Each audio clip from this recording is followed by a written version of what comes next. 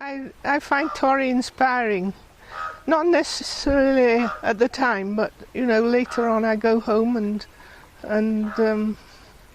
I'm all excited.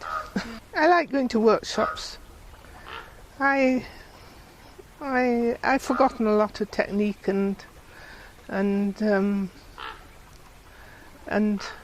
the more your hands get used to doing things, the better it is.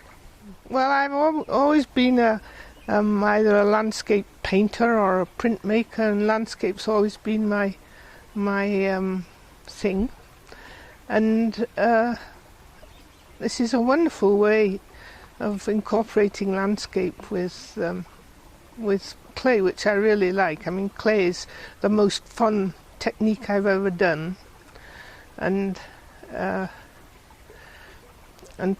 putting it in a landscape just puts everything together. But nature does the most extraordinary things, and I'm not trying to imitate nature, but it just seems like fun. I'm not actually interested in technique. I've always liked to work on a big scale, or a bigger scale than jewellery.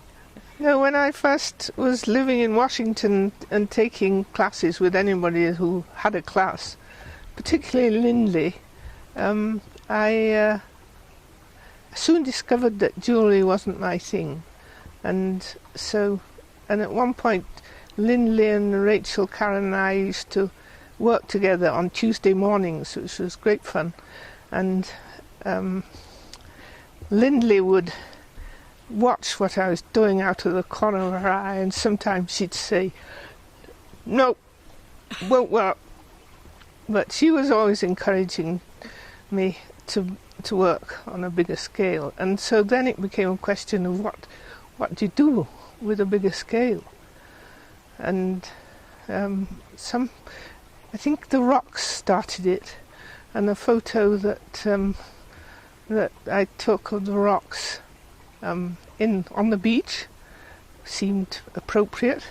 Yeah, and then it just went on from them. And Tori saw them at an early stage, and she has encouraged me a lot. So every time I take a really good photo, I zap it off to Tori.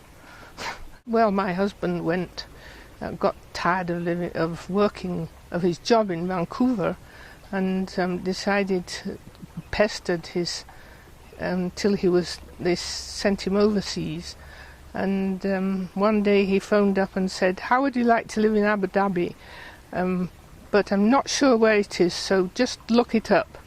So I looked it up, and I phoned him back and said, "It's right in the crease of the atlas, and so I can't really see where it is." And he said, "Okay, well, we'll go there anyhow."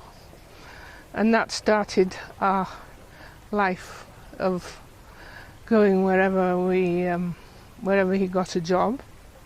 And then he worked for the World Bank, so I got to live in Washington, which was really great. How long were you there? 4 years. And that's where I encountered polymer clay and encountered the wonderful people who make up the polymer clay community. And now I live in Vancouver. But we did live in the Balkans mainly, and at that point I didn't see any sign of polymer clay. And now I understand from Cynthia's book that lots of people are doing it there.